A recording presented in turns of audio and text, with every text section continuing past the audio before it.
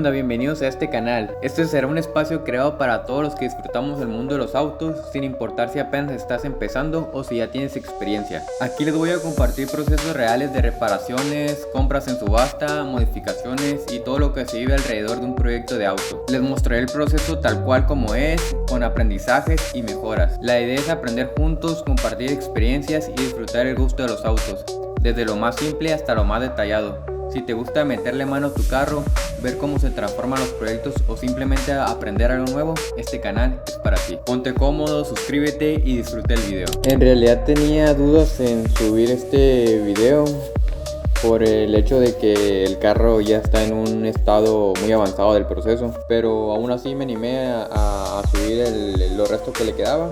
Así que les comparto. No comentaré en sí el proceso o el detallado, porque eso lo quiero dejar para otro video.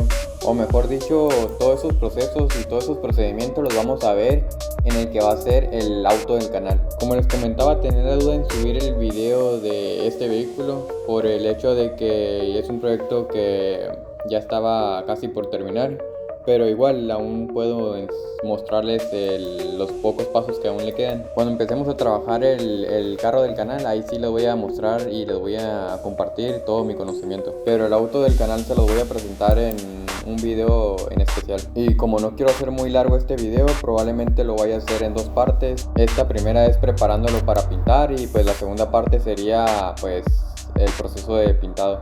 En sí eso sería todo por decir, así que disfruten el video.